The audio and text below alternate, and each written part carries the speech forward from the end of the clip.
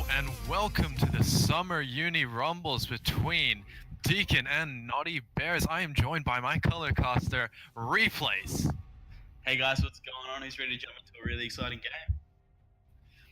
Hey, and so we're gonna go right into the big band phase. So first up, we have Ezreal and Darius taken away from the Bears. Yeah, they're two really smart bands here for Deakin University. You know, Darius, of course, the recent buffs coming through in 8.4 made him a really high priority pick, as well as Ezreal being a really safe AD carry.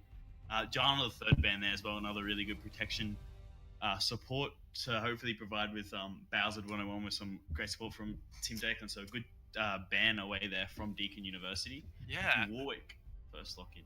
Yeah, and we're going to focus on the other bands right before we get into the picks. We have Volley Bear, Orianna in the mid lane, and Skarner, two junglers, one mid lane. Yeah, obviously, these are all very common bans for this patch. Volley Bear is also receiving massive buffs. Skarner falling into popularity recently, so two extremely strong junglers. You know, the Predator and, you know, the amount of CC that comes out of Skarner basically forces the opponent team to build at least 3 or 4 QSSs. And of course, Orianna's always a really safe pick in the mid lane. So, you know, eliminating that good blind picking champion away from the other team. Interesting to see Rise go unbanned, as he is, you know, I'd say objectively the strongest champion on the patch. But as we do go into the picks, Rammus locked in, and Rammus Warwick matchup locked in for the jungle here, you assume. Warwick himself is a really strong pick.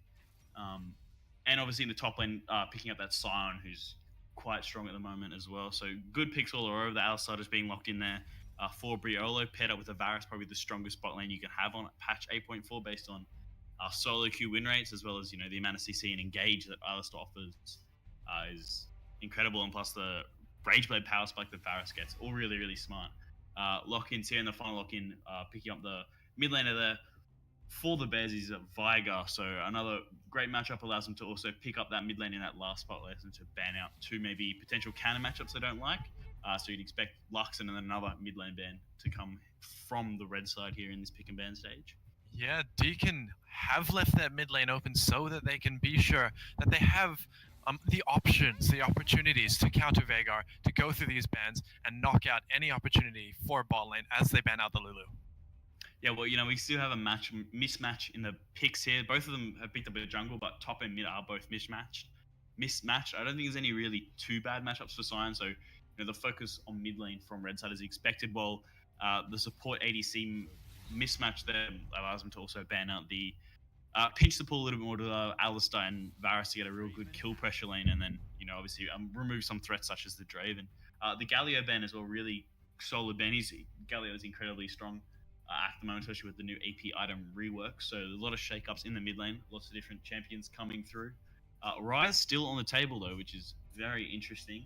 But Galio itself is a really good picker because of the amount of damage he can put out while still being extraordinarily tanky. You see the Vayne locked in there from Bowser in the bot lane. Yeah, and Vayne now, early game, not good, especially into a Varus who's got range, Alistar who's got engage, but Vayne late game, she will be a force to be reckoned with as Heimerdinger is being hovered. Well, switch up to a Fizz last minute. Fizz is a really nice pick into the Veigar. A lot of kill pressure in that lane in particular. As long as you can dodge out the cage from Veigar, the Fizz will be, you know, really strong to that matchup. A Malphite in the top lane is another great high team fighting composition here from Deakin University.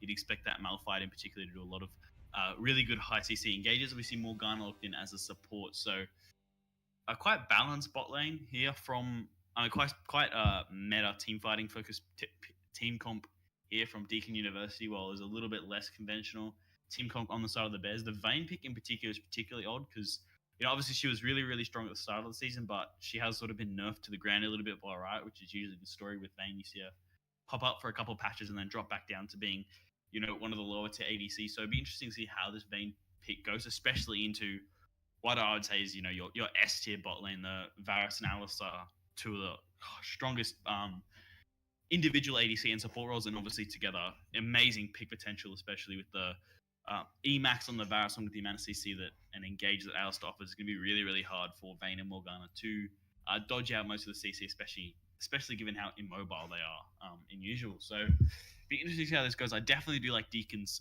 composition overall. Much stronger early game focus, better team fighting focus.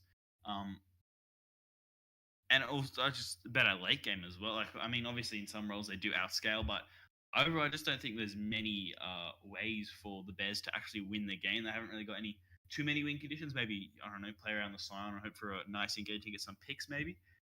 But overall, I think you can see what Deacon's strategy is here. Farm up in lane, get a good team fight, secure some objectives, and then end the game. So I'm not sure about the draft here from the Bears. The Bears are definitely good, but I don't think there's a lot of flexibility in their picks, and I don't know how they plan to break down Deakin University and take the win in this grand final.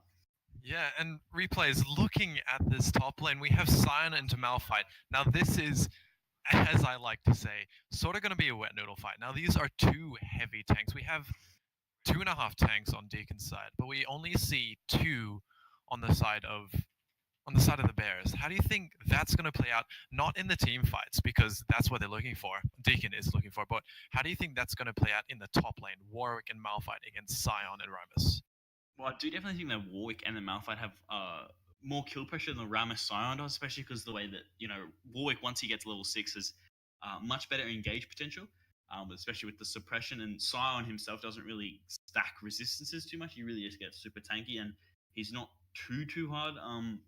Obviously his W makes him extra tanky if he maxes that first, but it's just going to be interesting to see how it goes. I do favor the Warwick Malphite in the 2v2. I wouldn't say no one would get any kills, but I just think it's harder for Ramus and Scion to get a kill on the Malphite Warwick, especially how this Malphite just is going to stack his Frozen Heart and then be basically unkillable for the rest of the game.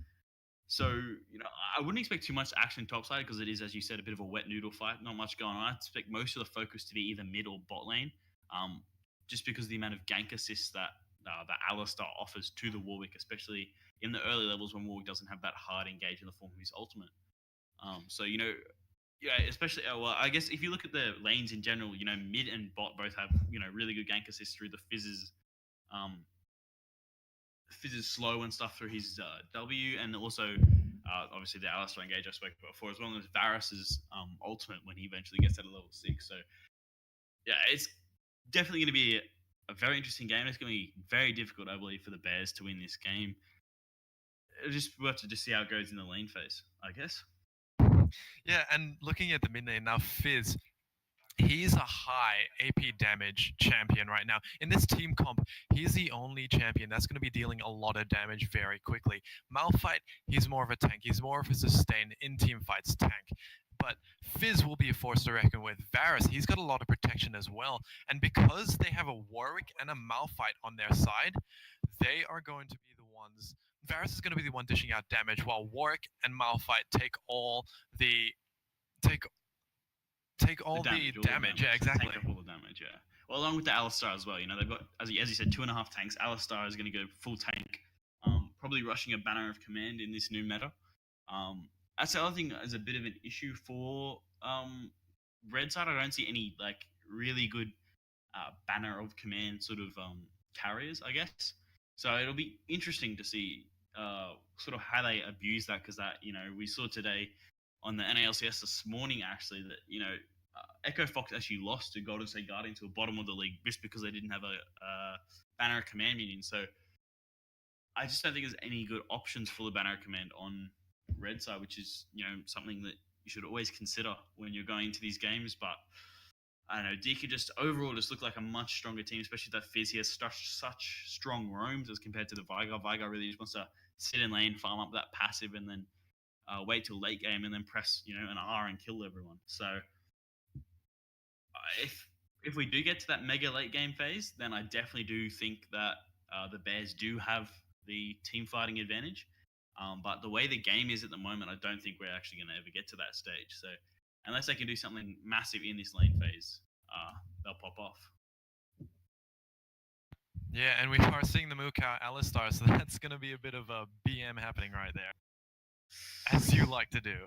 It is the only option for a skin on Alistar. You can't pick anything else on him. Anything else is just straight inting. Unchained? No. The only option is Mukau Alistar. It's the only option. Just like Maokai is the only option on Maokai. We are seeing we are seeing the Bears going through the jungle a bit.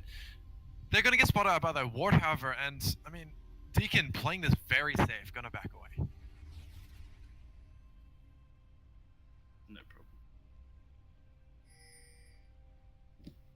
15. Same.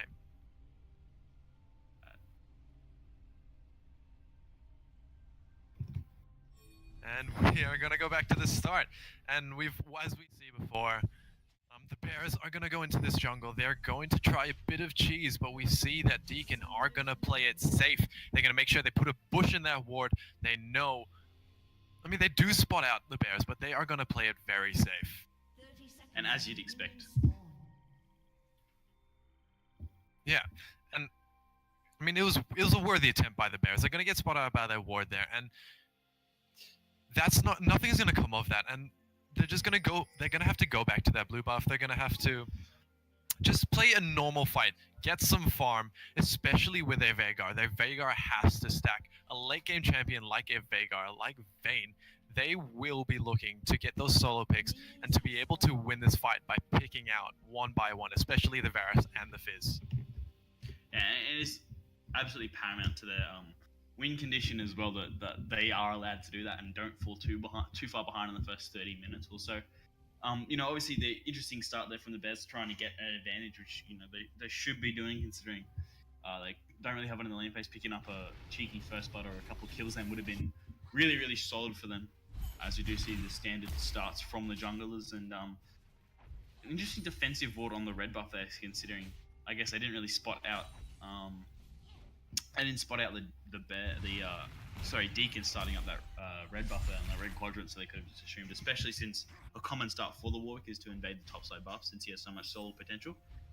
As we now see the bot lane join in the lane, will be a very interesting game, especially with the junglers. I expect them to farm quite a lot early on. Now, we are seeing both top laners taking Comet. Both Sion and Malphite have that sort of poke to be able to utilize Comet effectively, the slows that they both have. But looking at this bot lane right now, Varus has the rage advantage right now.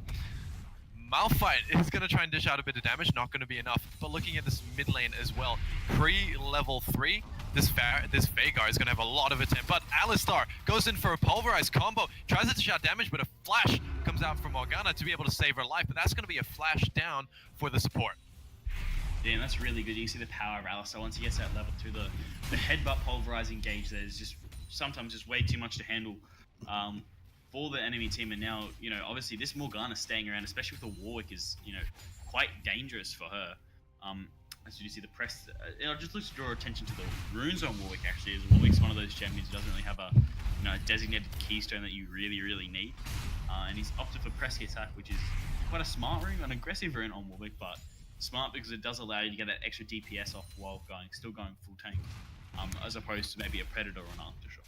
And correct me if I'm wrong, but Warwick's ultimate allows him to stack press the attack too, because it counts as auto attack. Yeah, it does. So it allows you to get those stacks up really quickly, and it allows your team to follow up, ultra fast as well. Especially since during suppression it will actually proc it. So yeah, it's quite easy to get that proc off. Now looking at this top lane, we can see that Malphite is in a bit of mana problems. He's not going to be able to use any abilities left, but Sion's looking in a bit of trouble. He's going to try and turn on Malphite, but Warwick is here to save him. But looking down bot lane, nothing's going to happen there as Morgana walks away, and so does Sion, safely with half HP. Yeah, Morgana did end up backing and walking in to get that full health. We look at that trade on the top side. Obviously, Malphite and Sion are quite mana reliant early on, and the Malphite, he hasn't really been dodging too many Qs up there, so you can see why Sion just poked him down so low. When you can see the power of this Sion, he's got a 2v1, and Warwick and Malphite's health are incredibly low as Malphite flash out there. That is the problem with Malphite. Now, pre-season 8, he was not a pick that you'd want to pick because of his mana problems. Now, after the season has started, the mana floor ban has brought him back, but it hasn't brought him back enough. As we see, he's going to be forced to back away from this and teleport back up to top lane to not have as much damage dealt to his turret. But this is Malphite with a problem. Yeah, well, and that's just the nature. He's overstayed a little bit too far there. I think after that first engage, he should just backed off and TP'd, and now he's going to miss an entire wave of minions to that turret as he's forced to back off. And even then, he probably should have just walked back to lane and held the TP to help out his team, as he's going to pick up absolutely none of those minions, despite being there. So a little bit of wasted TP, but that's not too bad. At least the wave doesn't reset, and it will be an even wave this Sion. Also gets a great back off there, and he'll just simply walk back to lane. Oh no, we're not TP. Nope. Oh, we do see Sion teleporting. Yeah, he does teleport top. I mean, he could have walked it. Malphite doesn't have as great of pushing potential as some other champions that go in the top lane, but I mean that's 2 teleports down for the top laners, and they're not going to have the not lane presence, the map presence that they did have before. Yeah, of course.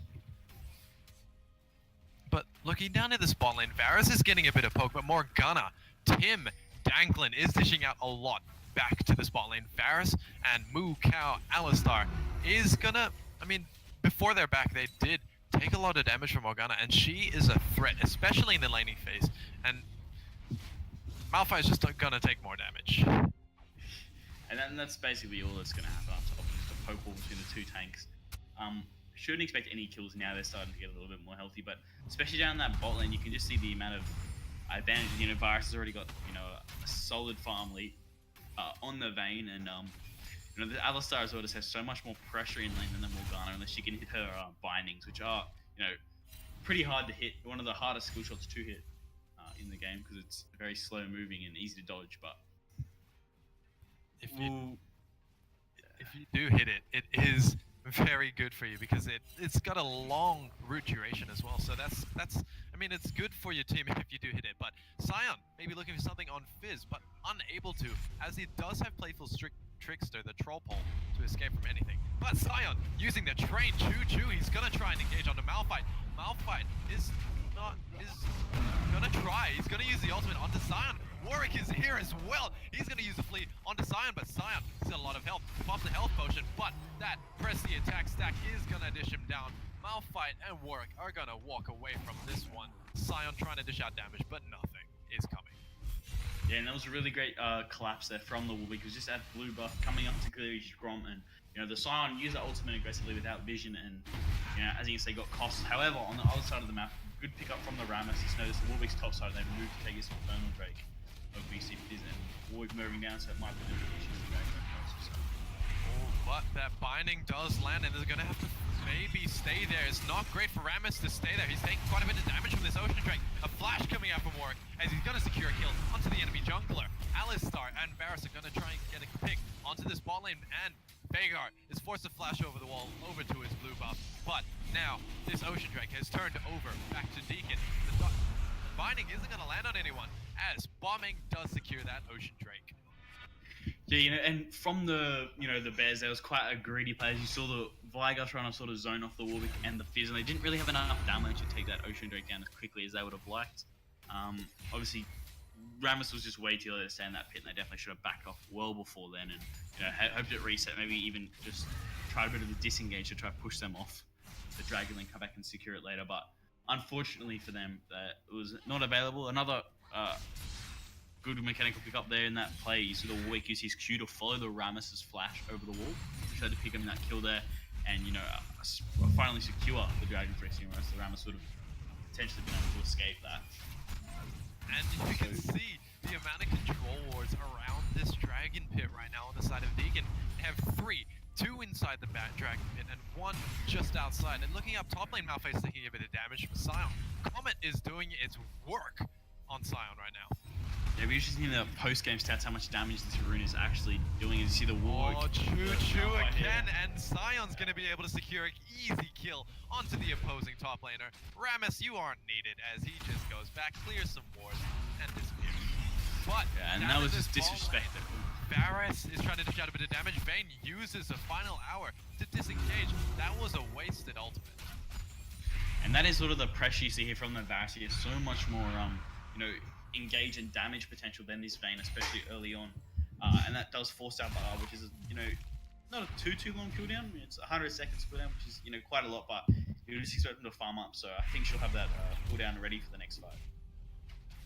Yeah, but this bot lane, Vayne is taking quite a bit of damage, but Morgana is definitely returning it, using that Torment Soil to dish out a bit of damage. And as the game goes, that Torment Soil is going to dish out more damage. That Dark Binding is going to be longer duration, so this is going to be hell for Varus if he can't snowball from this. Well, I think the other thing though with the Barris Alistar lane, especially if Morgana does hit her binding, Alistar peel. So once the Varus gets hit by that, Alistar can move forward and headbutt off any of the enemy team. So it does render the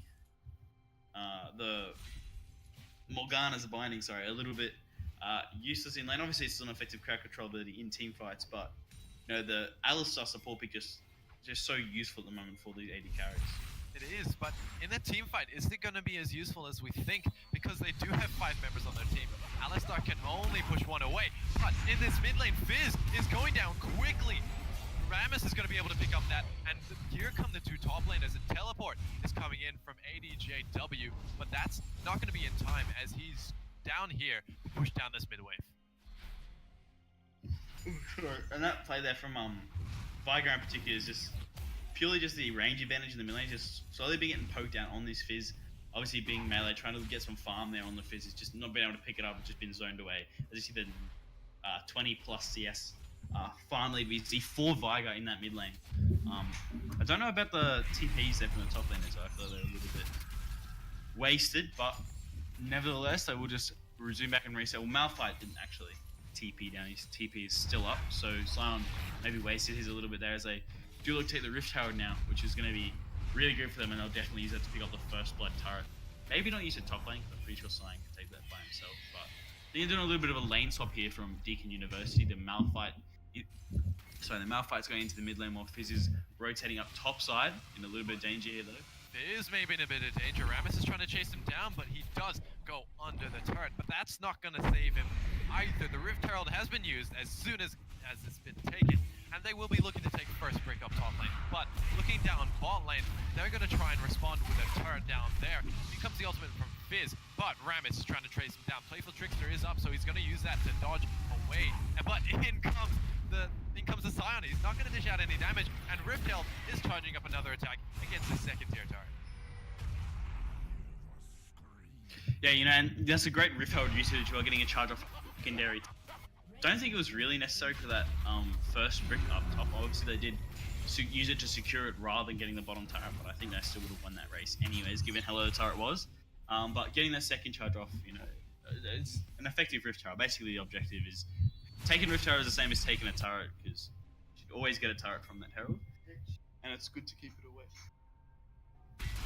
Yeah, you can most of the time definitely get a turret after using that Rift Herald, and Veigar is just gonna miss out on the backing Warwick as he just barely escapes with the use of a control ward. Yeah, of course, it is good to see a little bit of vision control coming in here from the red side, particularly a lot of wards in there. I feel like that control ward in that sort of red quadrant down there, it's really smart ward there from, I believe it was Malphite who placed it down. It allows a lot of vision on the Rammus, who used that corridor quite often, but that bush rarely ever gets checked. So smart deep vision there to help spot out the jungler. As we do see, maybe looking for a bit of a death brush here in the jungle, red side. Oh, but Warwick, he is charged up. That Dark Binding is gonna hit on the Warwick, but in comes the ultimate from Varus. It lands on the Sion, but that might not be enough. Rammus is trying to focus him down. Final hour has been popped on the Vayne, and Warwick is alone on this backline. Veigar is going to be able to secure a kill, but Fizz is going to return one onto the enemy jungler. This Vayne is barely living as she escapes with Final hour. Gets a few auto attacks onto the Alistar, but in come the bells. That's not going to be enough as Vayne picks up a double kill onto the Alistar and the Malphite, and Bears come out on top. You can see in that team fight there is definitely a bit of miscommunication there from Deakin University. At the start of that play, obviously Warwick went for the engage, however at the same time Rammus was around the corner on the Varus. So I mean, Alistar was supposed to follow up the Warwick engage, had to peel back and help his ADC stay alive, which meant the fight was split up. The Warwick isolated and allowed the Bears to focus on that Warwick and really burst him down before Fizz, who had, obviously Vigar had inside track from mid lane, so Fizz couldn't get to the fight later. And overall, sort of a bad engage there, very disjointed, miscommunicated gank, and then after obviously the Warwick's gone down, then Malphite randomly just uses his ultimate to go in 1v4 and he gets popped up as well. So there were some very, very low members on the side of Bez, but just since that Varus and the Fizz were sort of zoned out of that fight early on, there wasn't that much DPS coming out from Deakin University, and as a result, they've lost that team fight. As you can see, that also allowed the Bears to pick up the Ocean Drake, the one they missed at the start, so it evens up the Drake count at this stage of the game. And it's quite even actually at the moment. Maybe a slight gold lead, 1,000 gold lead for the Bears, which is good to see given that, you know, in team fights they should be winning. So to get that victory in that team fight's, you know, really important for them to move forward in this game. Yeah, and one thing to know, looking at the items, specifically the Bears mid laner Vagar has built Abyssal Voyage first. Now that's going to be a resistance for this mid lane. Yeah, the Abyssal Mask, of course. Abyssal Voyage, of course, would be Tom Kench's ultimate, but regardless, yeah. My bad. Regardless, it's a really smart item on that AP. A lot of these champions who do start going into the Archangel staff either go for that or Rower first item, Rod of Ages that is, of course, because the amount of mana, bonus AP based on your mana you get from that new Archangel staff is ridiculous.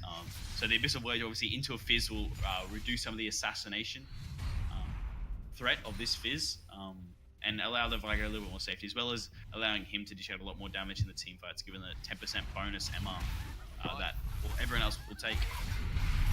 Fizz is in a bit of danger, however. They're trying to lock him down. Playful Trickster is going to be able to save them, but barely. The red buff is ticking, but it's not going to be able to secure a kill onto him as he barely escapes. But that troll pull does help him.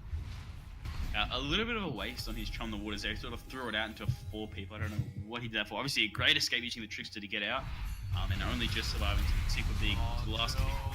Warwick, why are you there alone? That condemn was great as Rammus secures a kill onto that Warwick 4v1. Yeah, you know, that was just Warwick looking up to get a ward into that bush and just walk straight into 4 members strong of the Nobody's Bears. So, you know, really, really good team play here on a really good coordination level from the Bears. You can just see how, even though individually the champions might not be as strong across the board, their team synergy is much cleaner. And, you know, if they didn't waited for a second on that engage, they would have picked up a kill on the Fizz. Yeah, and as I said before, as I pointed out before, this team of the Bears, they are a one-man focused team. We do have the Vayne has a one-hit target. The Rammus, he knocks up one, and Morgana Dark Binding lands on one person. So this is a big team comp. As they did before, they got to pick on the work, and that worked to their favor. And because of that, now they're in an advantage. Yeah, you know, obviously to get that pick, they didn't really get an objective off that pick, so maybe, you know, not as good, but, you know, it's still important here for the Nobbys Bears to start moving around the map and really pushing this 3,000 gold advantage they've now secured. You can see the item advantage. You know, on the top side, especially in the Malphite, he's got, you know, closer towards a completed item. It's still pretty close, and there's no real big differential in the items, maybe in the supports, maybe.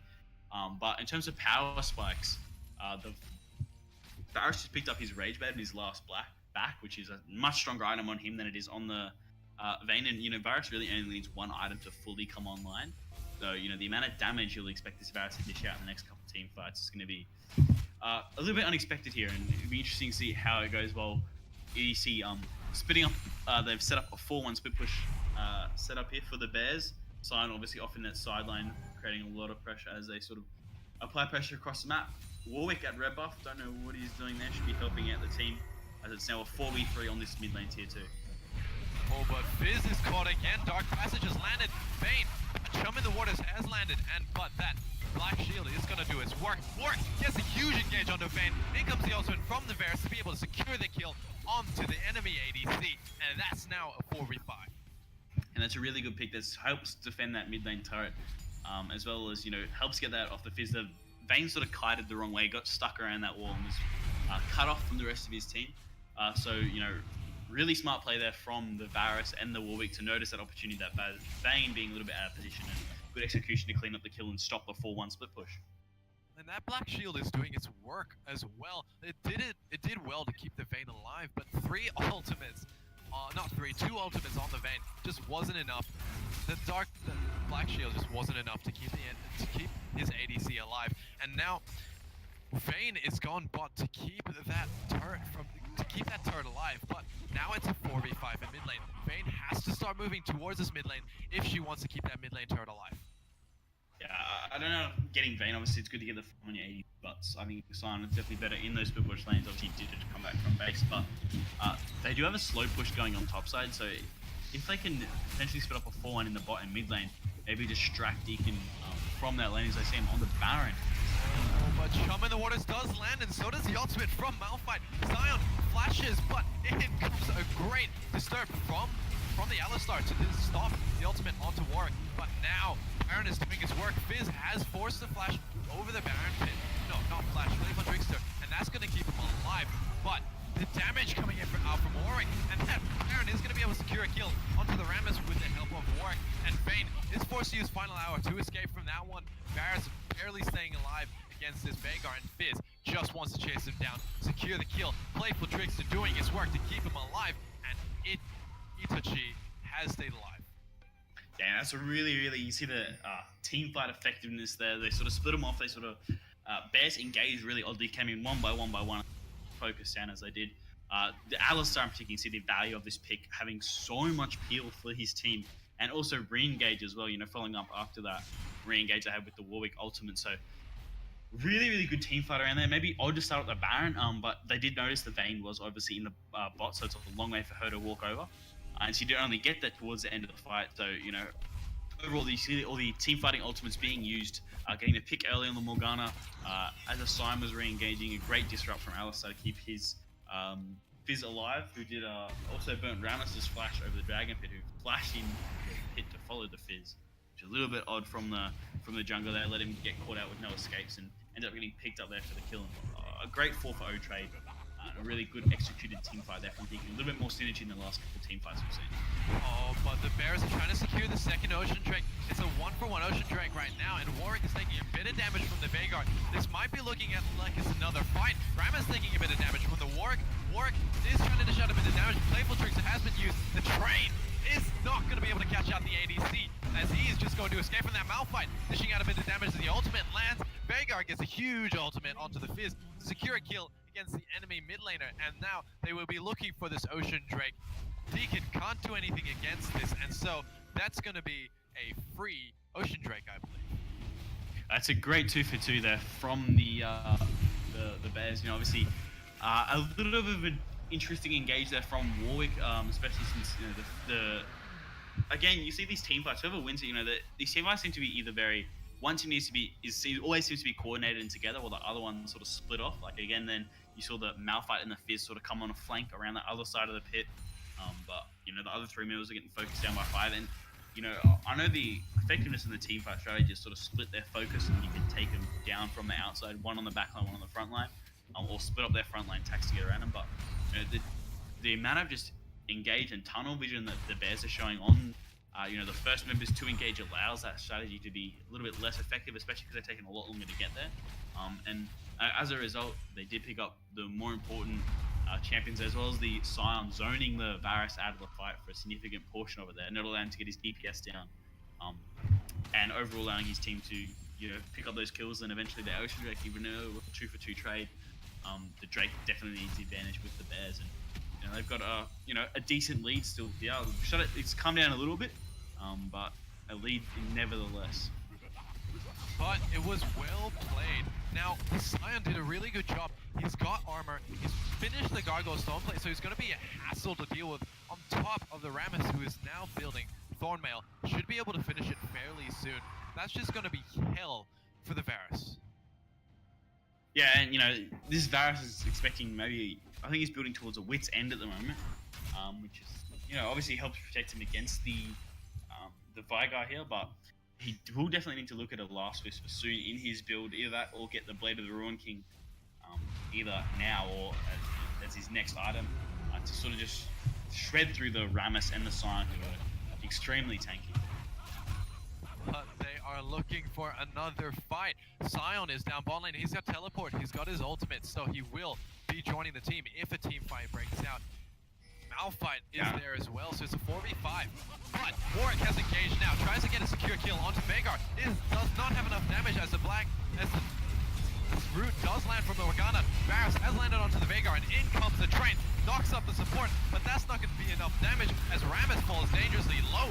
Alistar stays alive with a heal, but it might not be enough as Morgana gets disengaged by the Alistar. Veigar is going to be able to secure a kill, and Vayne picks up one onto the mid laner. Scion is staying alive, but barely against the ADC, as that's going to be an ace over to the side of the Bears. Yeah, the 5-for-1, sorry, ace there from the Bears. You can see, they had the right idea. They said, oh, let's engage Scions out of the way, 5v4 engage. Warwick engaged onto the Rammus. So I don't know, a bit of an odd pick engaging onto the one tank there. The 4 maze he could engage on, which meant they weren't able to pick up that kill quickly enough as the Silent TP did complete, which meant that they'd expended all their really important cooldowns for that engage, and not really got anything from it, which, as soon as the Silent TP should have came down, they said, oh, we didn't get our pick, let's back off, let's be safe, but they kept going, trying to get something from the play, try to, make up something from the resources, but Scion came in, it means they had more cooldowns, more damage, more CC, especially from the Scion. That allowed him to clean up the fight and, complete the full ace on Deakin University. So picking up that mid tier 2 would have been like him to see go try for that Baron there, especially since they're all still respawning. But nevertheless, still a great team fight from the Bears and great control from them in general. And that keeps them still ahead. They've got 2 Ocean Drakes now, and if they want to prolong a fight, they definitely can. They can keep it. But Malphite goes for an engage. The Black Shield does land onto the Veigar to keep him alive. Varus isn't dishing out enough damage as Malphite's taking a bit too much. Varus forced to use the ultimate to stay away, but in comes the train. Scion tries to get a pick, but Alistar is going to disengage him. 2 flashes coming out from this bot side. No, just 1, sorry, as Alistar takes a bit too much damage from this team, and he's forced to back away from this Vayne. But top lane, Warwick is going to be able to secure that first tier turret. And that is, the second turret of the game for Deakin, maybe a little bit something back to call back on this now, 4,000 gold lead that the Bears do have. And the Bears are looking to Baron now, especially to push their advantage even more and, maybe potentially end the game with the Baron push. And they definitely can. If they want to prolong a team fight, they can, as I said before. Ocean Drake, but Rammus, he's got the Black Shield on him and he's looking. He gets a flash, but it's not going to be enough, but he lands a taunt onto the Varus. He's very tanky right now as Morgana lands a 3-man ultimate, and it's not going to be enough, however, as the Dark Binding lands onto the support. Morgana is focusing this ADC, but Vayne picks up a kill onto the jungler. As Alistar, 1 more auto attack, that's going to be able to secure a kill. That's a double kill over to the Vayne, and Fizz is forced to use Playful Trickster to escape the 4-man ult, the 4-man from trying to get a kill on him. Yeah, Morgana went a little bit too deep there for the Varus. Still overall, still a 2-for-0 trade. 2-for-1 trade. But it could have been a 2-for-4. But a great crit, and Scion is able to secure a kill. Vayne stays alive as the train again is going to be a great disengage, but the kill onto Malphite happens before he can finish it. And now that they can back away, reset, maybe take a Baron off the back of that. Or the Dragon. I'm not gonna lie, I reckon they probably could have ended that there. Now they only have Alistar and Warwick respawning, they've got no real damage coming out, and Scion and Rammus are still full health, but interestingly enough, they did, I guess they are backing us, block these minion waves that are pushing. Obviously, they just secured the tier 2 turret in the bot side, this massive wave that's built up down here, which Vayne will back and pick up. But in these team fights, you can see the the amount of damage this Vayne puts out. She's now got her Mortal Reminder, I believe that's called. Yeah, Mortal Reminder, which completely counters Warwick's healing he gets in those team fights. So it'll allow him to get bursted down a lot faster. And obviously, ignore most of the dead man's plate he's got built up there. So interesting, these teams should now look towards controlling around this Baron, because I think a Baron for the side of the Bears would mean the end of the game for Deakin University. It means we'll be heading into game 2 with a victory on their minds. Come in the water does miss, but a huge amount of damage lands. Warwick does miss the ultimate, but the Black Shield as well. Malphite lands a 2-man ultimate, and where is the rest of the team? Top laner isn't there, and neither is the jungler. The 2 tanks aren't there to support the rest of the team, and this might just be a Baron for the side of Deakin. Yeah, as you see, the 2 carries pushing up, they get wards down. The 3 squishies, they had no real disengaged deals, any sort of support there from their 2 carries. They do jump into the pit. Oh, they try to get a steal off this, but Varus dishing out a bit of damage. And Rammus does secure the Baron though, and that's going to keep an advantage. Scion goes down. In comes the tanky Rammus. He's trying to dish out a bit of damage. Varus picks up a kill on the Scion, but Scion does return one onto Warwick. Varus picks up another one on the tank, and the only one left with Baron buff is the Morgana support. Yeah, and that's a really good team fight there from the really good continuation of play. Unfortunately, they did lose the Baron to the Rammus. Warwick smited a little bit early, left out, I think about 130 health. which is a little bit unfortunate for them. But nevertheless, it's still, they're still going to get the Infernal Drake off of this. Sorry, the Mountain Drake off of this. My bad. Which means, at least they're still getting something. The next time they take Baron, they'll have more damage towards it. If they can maybe stall this out. But I don't know. I think a 5-man push down mid with the Baron buff minions from the Morgana could maybe spell the end of the game here as massive wave there tries to take this tier 2 turret topside. It was a really great steal attempt from both the Tunks, really committing for that.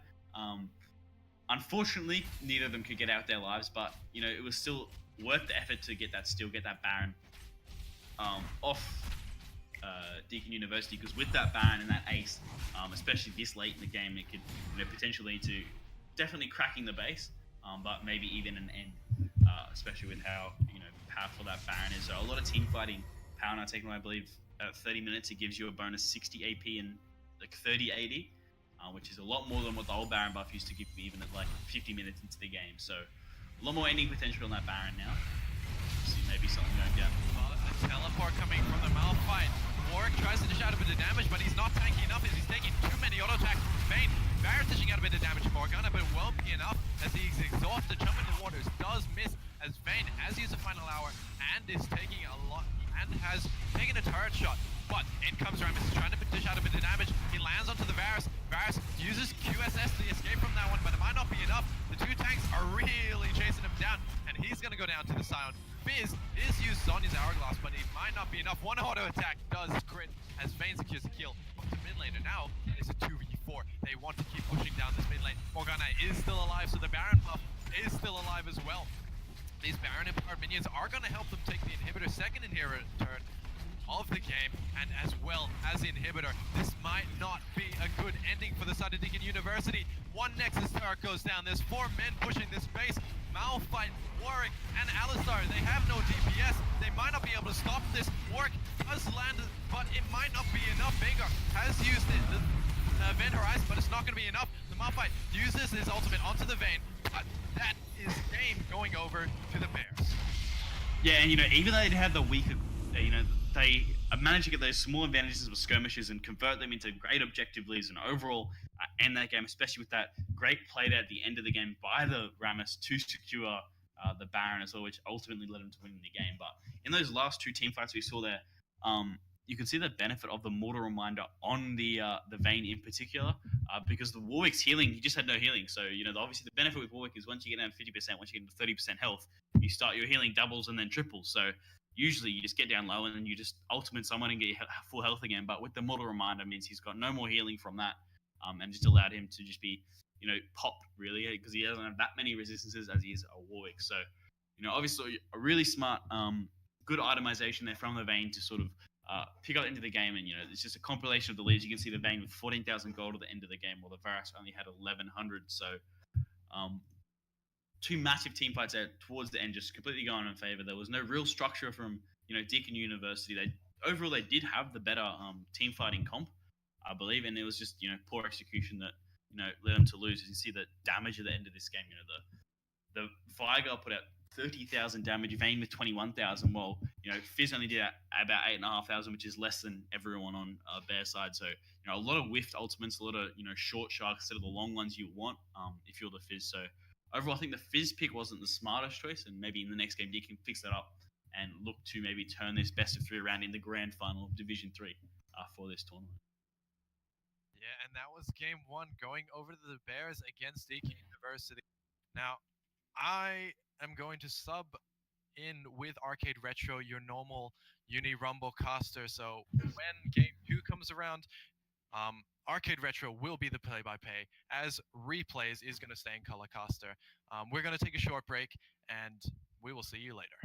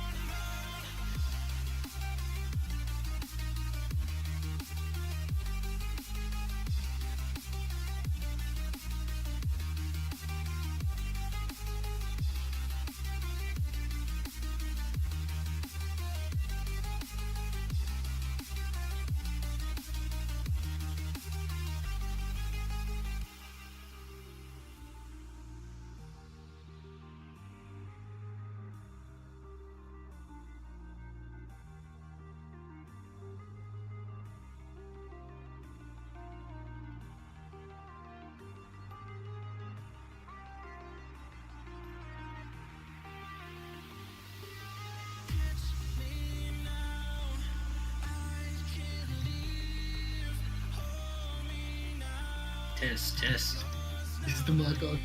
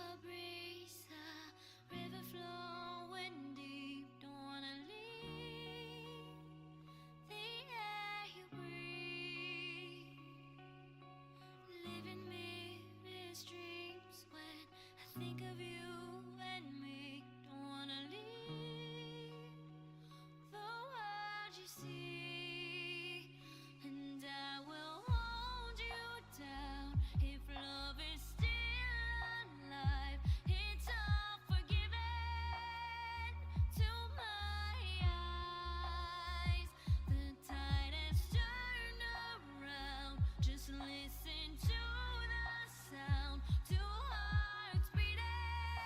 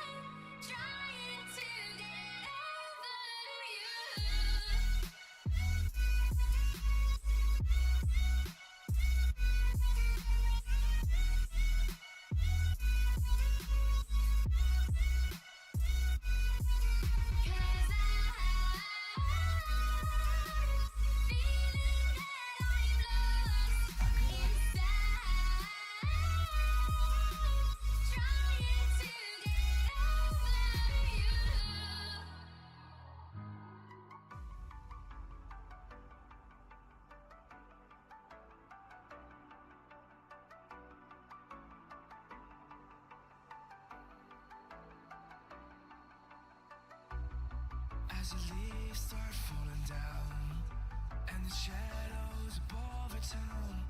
I can finally see you now. I see the fear inside your eyes. I see the pain in your smile. I can finally see you now.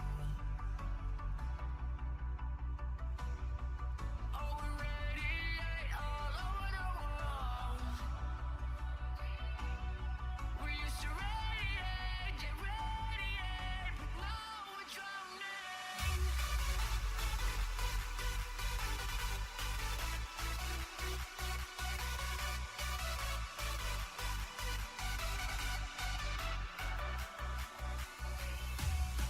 As the leaves start falling down, and the shadows above the town. We used to radiate, get radiate, but now we're drowning.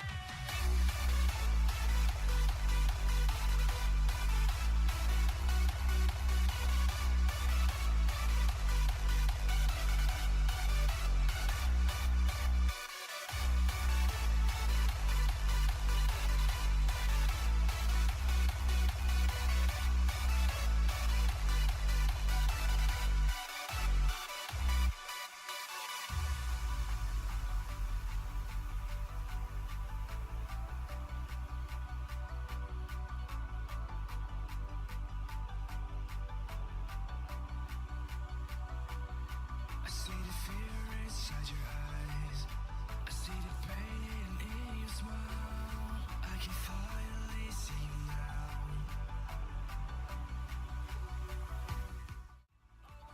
Radiate all over the world. Hi guys, welcome back to Game 2 of Deakin University versus Nobody's Bears, the grand final of Division 3 of the Summer Uni Rumble. My play-by-play caster has swapped over. Arcade Retro will now be taken instead of Tico. And That is correct. we have also swapped sides here. So currently, if you missed it, we just had a big 30-minute break for the players to get some food. And the Bears currently have a 1-0 lead. They are the red side. Sorry, blue side. Actually, they're the blue side. My bad. As they do start banning out champions, Volibear and Oriana, the same things they banned out in the first game.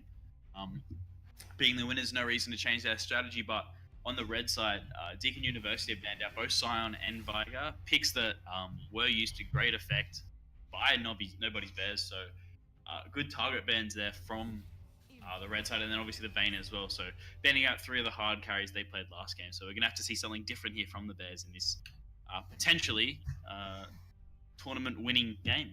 Yeah, they looks like Deakin Uni are definitely very scared of that previous game. I mean, they don't want the team on the blue side to get those picks that they had in that previous game. Sorry about the cough, by the way. I just want to say that one now. But yeah, so you can see first pick Ramus coming through. It's a bit of an interesting one. Yeah, well, he did play that in the last game, the Ramus. He used it to, sort of affect. He was a very good pick in the end because it seemed to be a magnet for their engagers, engaging onto the tank all the time, which is one of the reasons why Deakin did end up throwing that game. But as you can see now, on the blue side, red side, they've locked in 2 really strong picks. Obviously, Zaya. They did lock in the Varus last game, which is, one of the highest priority ADCs, and now Zaya is, another one of the high tier ADCs. Really good damage throughout the entire game, and Mount massive tank up in that top lane. See Darius, the counter lock up matchup. The lock in to counter that matchup, who at the moment is exceedingly strong with all the buffs to his armor penetration. Of course, I think got base attack damage raise as well, and he's quite strong at the moment. And Janna being locked in was banned out in the last game. Both Darius and Janna, were banned out in the last game by Deakin University, as I believe Tim Danklin's support for the Bears is a Janna main in the solo queue. Not just a Janna main, but a Janna one trick, of course. Yes. I think that's probably one of the. I think he I was talking to him the other day, and he said that he tried Lulu once, but of course he doesn't have to do that this game. He gets his tried and true, tried and trusted Janna pick. Exactly. So that's very nice for him. Now I think Talia lock in as well. It was interesting on the red side. David then might be able to ban out some maybe disadvantageous matchups, even though I have gone for the Ezreal ban.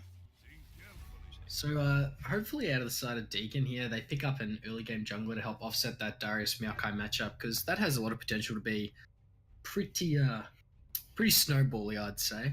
Yeah, maybe getting a roaming mid there since locked in the Rammus for the Yeah. jungle. But especially, it's going to be hard, especially with Atelier picked up here. So they have got roaming advantage on the red side. You see Varus being banned, Varus and Ezreal being banned out, so pinching the AD carry pool even more, maybe forcing him down to a tier 2 or 3. However, they did take Vayne in the last game, so they're obviously, not scared of taking a tier 4 or 5 ADC into a tier 1 such as Zyra or Varus, as we see Lulu banned out, pinching the support pool on the blue side here. I think it's reasonably interesting that Deacon opts into 2 AD carry bans. So I guess the Itachi here in mid is probably pretty confident, I'd say, in the Talia lane. Interesting. Because, there are some good picks against it.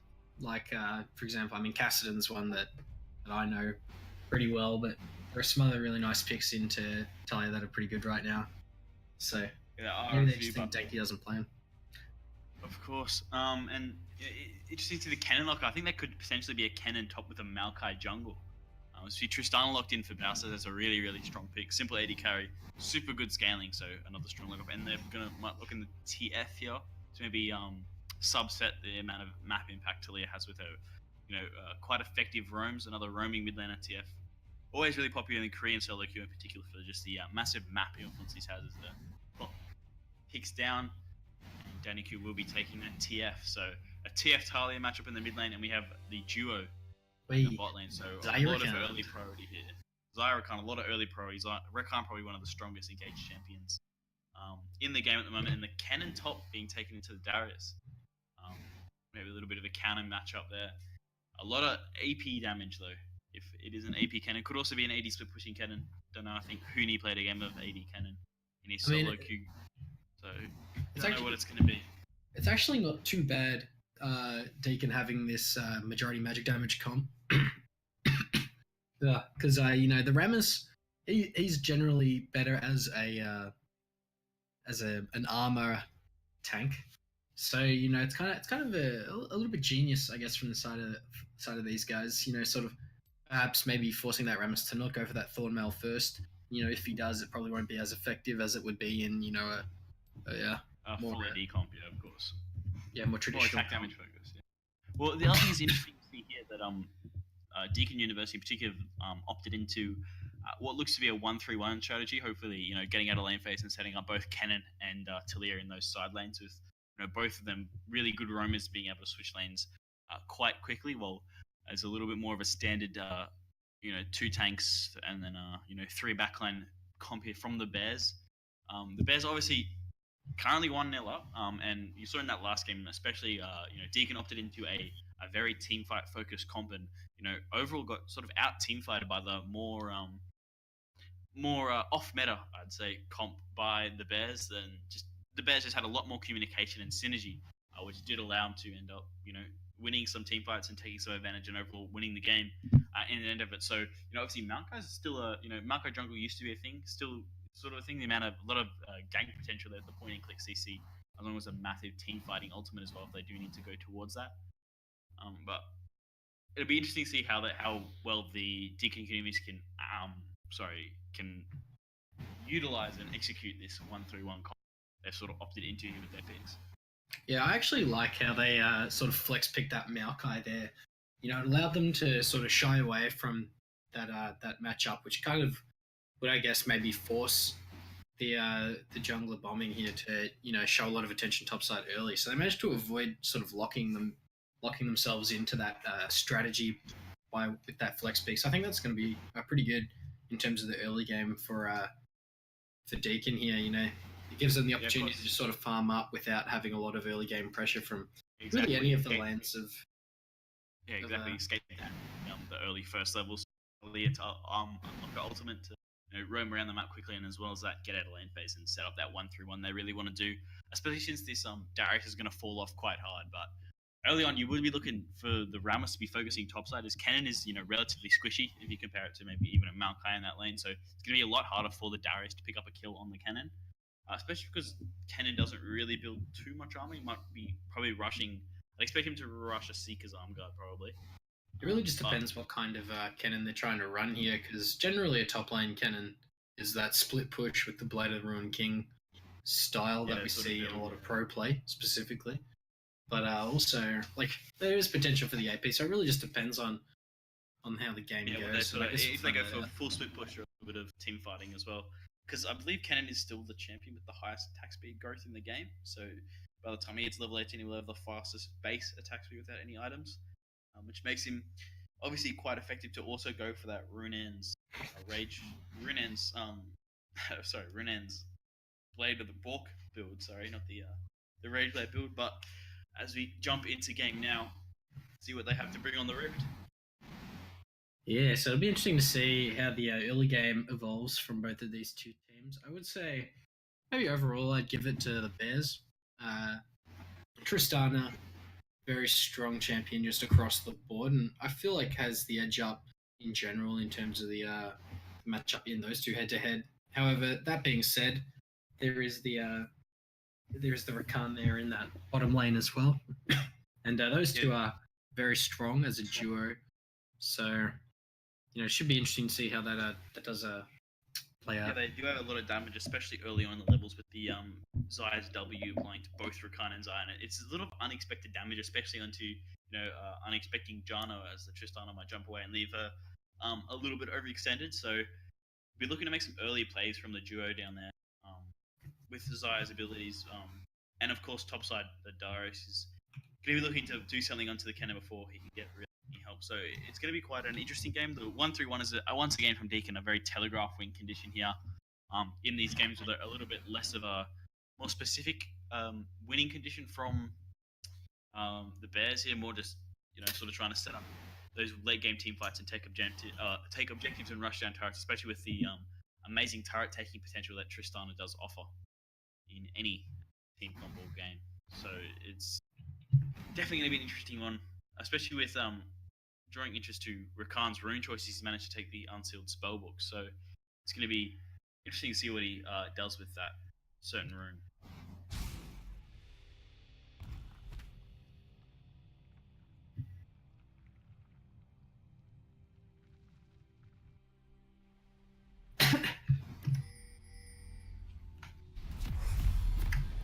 Five seconds.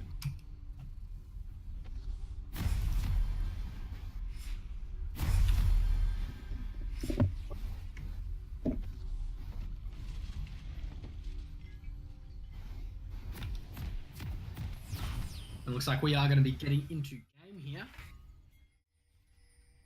At least I think so. We should. The team's now unleashed as the home guard drops. Yep. They're Base open. gates open.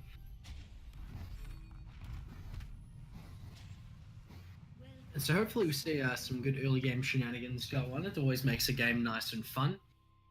We can see an invade coming out from the boys here on Deakin.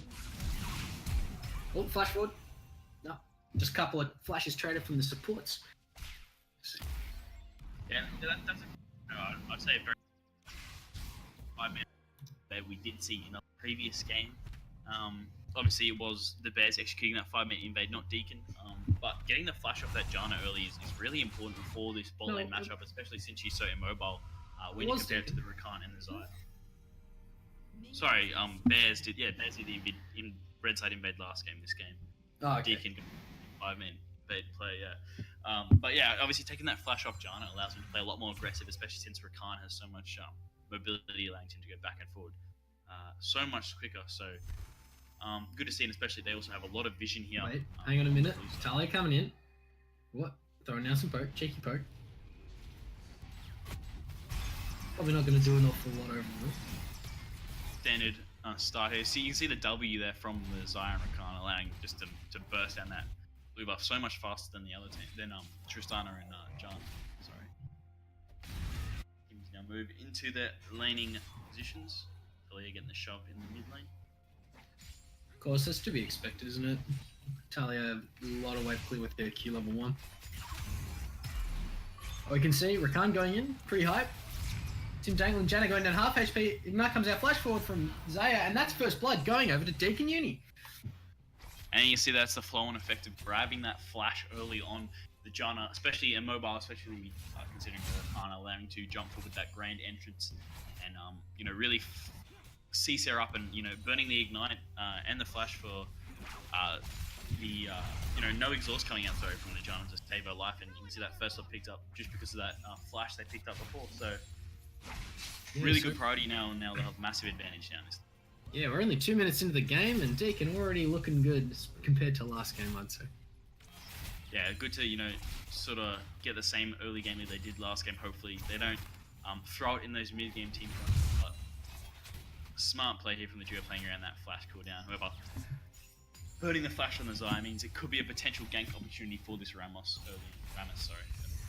Yeah, we'll have to see whether the bot lane of Deakin can get some good wards down to help prevent that from happening. The Ramos here opting to go for his Raptors. Bit of an odd clear going from red to blue back to Raptors again.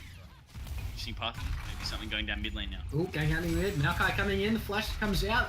And that's another kill going over to Deakin. Talia picking that one up. 3 minutes 20. Great 2 kills there now. Already on a 1,000 gold lead there. Good to get the kills over on those 2 carries, the Talia and the Zaya. So allow them to get items, get ahead of the lane opponent.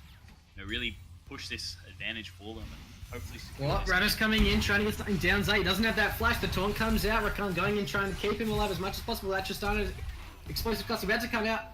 And that's a kill going over to the Bears. And that one, Tristana picking that one up, getting a nice reply. Yeah, exactly. It's always good to see the jungler focusing around those cooldowns burn. Obviously, the Zaya not having the flash. Weren't paying as much respect to that gank as they maybe should have. No vision in the river.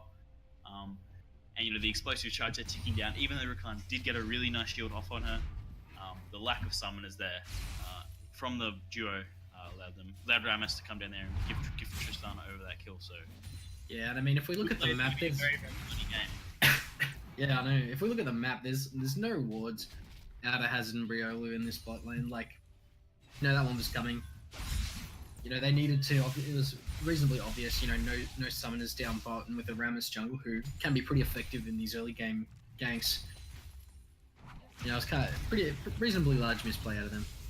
Yeah, and even though, as I said before, it's sort of an expected play to come down. That Ramos did have a little bit of odd pathing there. Maybe they were thinking that Ramos would obviously be clearing his topside jungle instead of looping back around. And as you saw, Darius just had to back then because this cannon is putting down an extreme amount of poke in the lane phase, and I think it's going to be that AD cannon in the top lane. We can't tell just yet. Doran's plays usually start regardless. I thought you were supposed to take what's it called, Dorian's ring. Nah, not for cannon. So Blade is the way to go. Nah, I'm pretty sure every time you take it because it allows you to see us better. He's got pretty good auto attacks as well.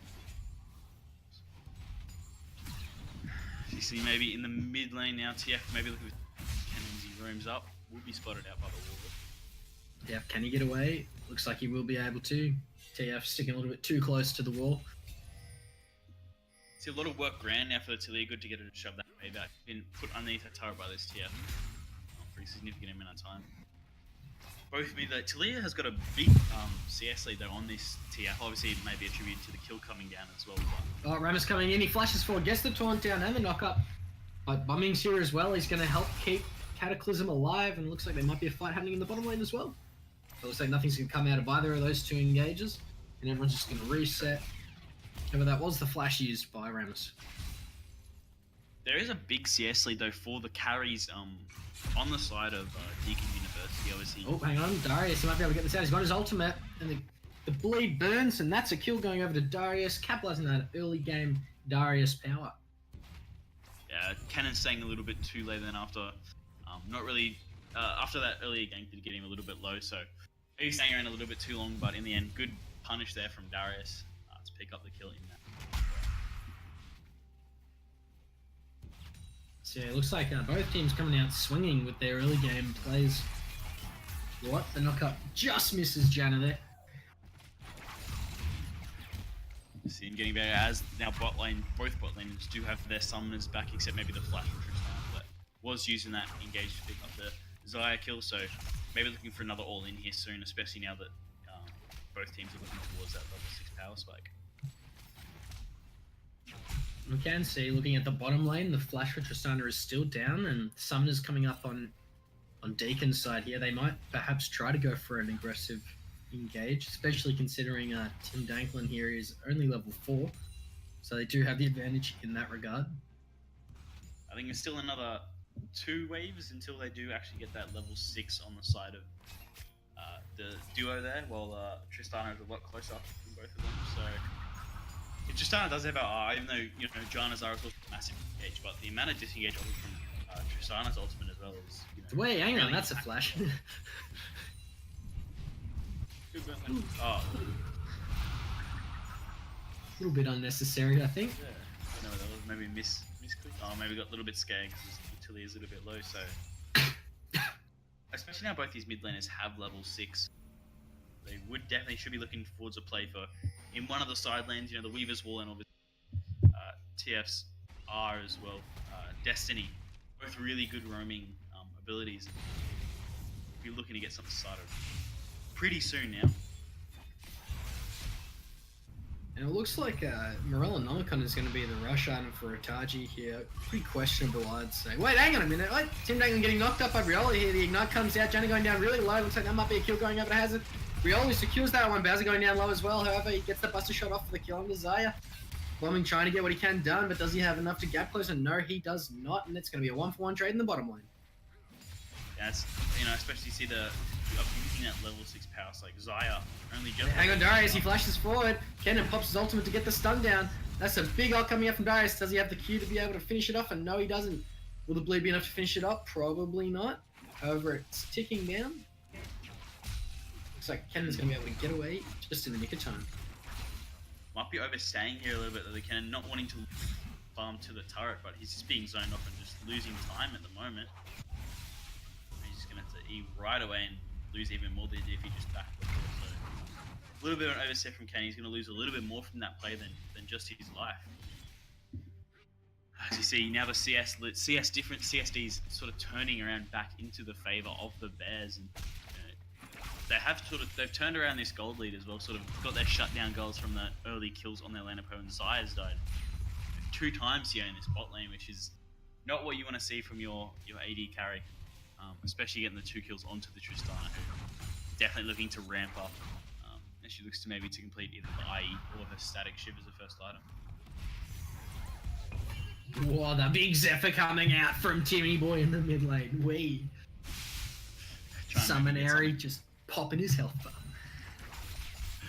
Big damage coming out from the Janna, and he's Big going damage. to make sure she really scales up. So yeah, it's quite important to get a good roam off there. So He here needs to is- start maxing W.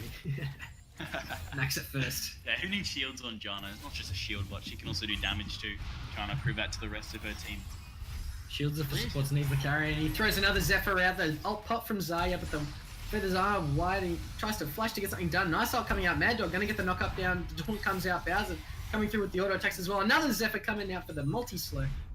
And Bowser picking up his 3rd kill of the game. Yeah, you can see like that's just a little bit of misplay maybe from the Zaya, pushing up a little bit too far when she knows her is roaming mid. And, it's a 3v1 there in the bot lane alone to pick up that 3rd kill on the enemy ADC, and they look towards securing this early Infernal Drake. Wow, that's going to be pretty big for them down in this bottom lane. They're doing really nicely. Looks like Deakin aren't going to get the early game lead that they had last game. They sort of start turning around on these skirmishes, but see maybe Darius going into the Kennen in the top lane. Yeah, the bleed almost getting to full blast. However, he stops 1 stack short. The nice stun coming out from Kennen there.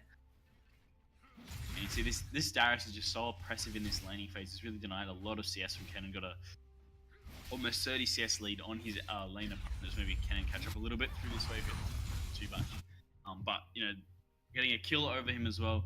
He's just so far ahead as maybe could be caught out in a 2v1. Oh, the flash twisted events coming out onto the Darius. He's going down. He's going to get stunned. Cataclysm going low as well. The TFL coming out to help him out.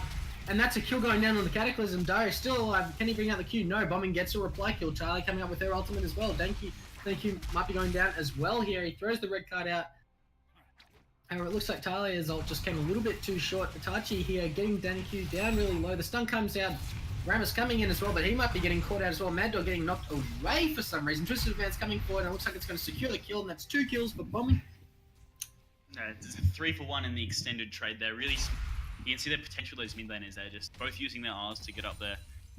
Unfortunately, though, Deakin did have the priority to that to kill there, and the Malphite's tankiness was much more than the low health Darius. And eventually, went in the extended play where I would pick up 3 kills for just the one. I believe Talia ended up putting her Weaver's Wall, jumping on the wrong side of it and put it too close to the Baron Pit, so she had to cancel her R to walk up, since you're only allowed to travel over, it's like 75% of the way along the wall or something like that. But It looks either like the or, bottom lane pushing in this tower, going to get some good damage down into it. They might be trying to go in. The charm comes out from Rakan, getting down bot. That was really low. Looks like he might have made a mistake here. He jumps forward. The general, insane general, huge healing, except it's not enough. and that's the problem with diving the duo there, especially since I had our ultimate up. That invulnerability there, being able to save her, and most summoners burn there on the Tristana is the champion's name, for nothing on the other side. So bit of a botch dive, bit of a not really users dive, and you can see maybe now the lead started to swing back in favor of Deakin University, 1,000 gold lead and 2 kills. Getting the stun out, getting a trade down. Ooh. And Itachi had that really nice there, except he decided to walk just a little bit too close, and so then the TF came. Whoa, hang on, that's a flash shot from Biolo. He misses the knock-up. It looks like that's just going to be a flash for nothing here. Daniku, nice work getting out of that one before it went very, very poorly. He does have the Summoner Spellbook, so burning that flash on the Rakan, a huge thing that you can see he currently has teleport to his other Summoner, so maybe looking to help up the... Ooh, Darius, he's going all in. He pops the ultimate, gets stunned up under the tower. The tower shots keep coming out. Cataclysm going down very low. Gets the flash away over Biolo's here to help out. Cataclysm still going in. Oh, the flash forward gets that kill. Gets the heal as well, and the Maokai ultimate comes out. Forces him to head back into the enemy, and the fancy pick coming out from Edge W here. He's going to get that healing, and look at that. He's back up to half HP already, and that's big lead coming out onto the Maokai. However, it's probably not going to be enough. Can Darius get the Q out? Not in time, and Danny Q coming down as well. It looks like this fight's going to be going on a little bit longer. Danny Q picking up the Briolu Rakan here. Itachi on the backside. Tim Danklin coming in with the huge Zephyr, and he's able to secure his first kill of the fight, except he's only going to secure one because he's going to go down soon after. And the TP coming out from Cataclysm. This fight's going on for very long here. Bombing trying to go in, but he decides he can't choose who he wants to go for, and they both get away. There was a 3-for-2 in the extended trade there, so advantage, 2 for 2. So even fight overall. Really smart. The Darius, they're trying to stay alive for as long as possible in that 2v1, allowing TF to eventually roam up. Obviously having his ultimate being a lower cooldown, and then the Weavers will allow him to be able to make that play a lot faster than Talia did. But overall, smart roams from both sides. Talia's a little bit low, which is why she got taken down quite quickly. But good recovery from both sides to sort of lose as little as they can out of that play. Yeah, I mean, that fight went on for a massive amount of time, didn't it? That's pretty crazy. Good minute and a half, 2-minute fight.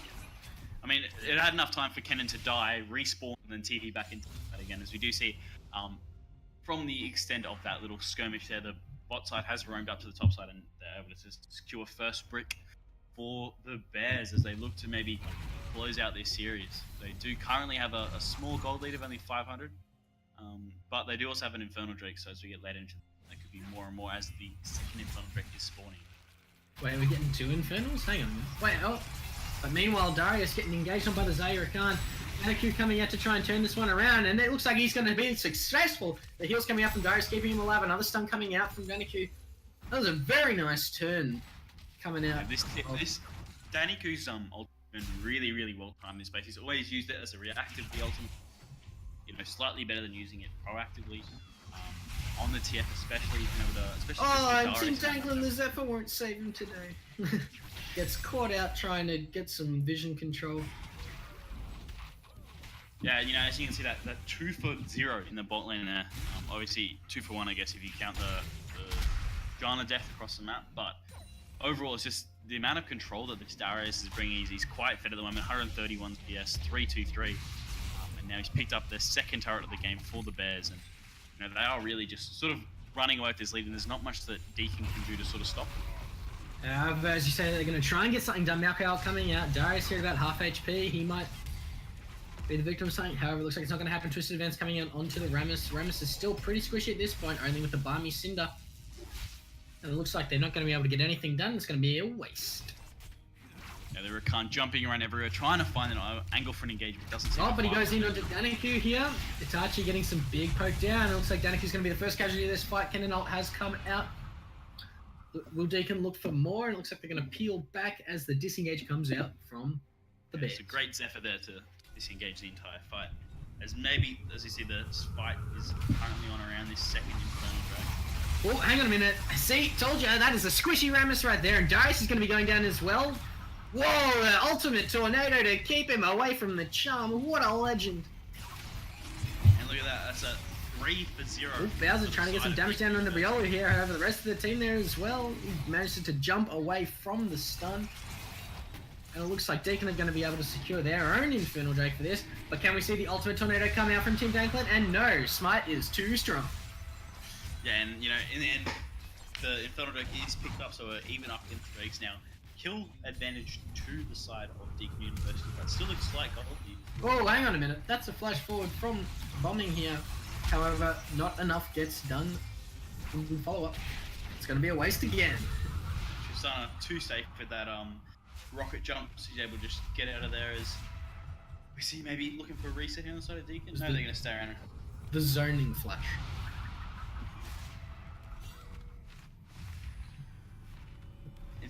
I think we'll look to see now that Deacons are all set up their own. Sorry, not Deakin. The Bears are set up a 1-3-1 maybe with Jeff up in the side lane, but they are definitely going to look to try and crack this mid tier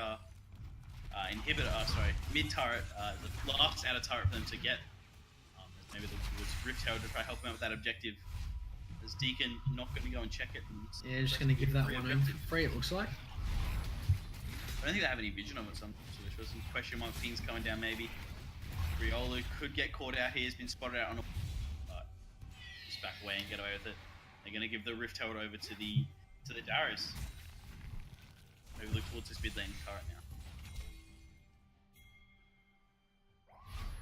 So on the screen we can see the vision scores. There's a lot of red wards, especially in that bottom side quadrant. Oh, hang on, Malkael trying to get something done. That's a root onto Daniku, and that follow-up out of Briolo here. And a lot of people going low. That Zarya is huge. Briolo going low as well. Team Danklin goes down. It looks like the members of Deakin here getting a huge fight for themselves. Triple kill for Zarya. Itachi flashing forward to try and get something done. Can he get Bowser killed? Looks like he is going to be able to secure that. Will the Darius go down as well? And it looks like he's going to be able to get away by the skin of his teeth. Meanwhile, Deakin hammering down at that mid lane tower.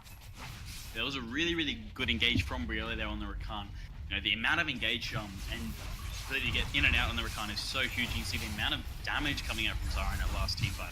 Absolutely massive. Picking up 4 kills for her team, doing the most amount of damage for that. And, you know, as a result, they've now turned this game around. And, you know, this comp from Deakin is, you know, completely flipped this game ahead. It looked like the Bears had a bit of a roll on early on.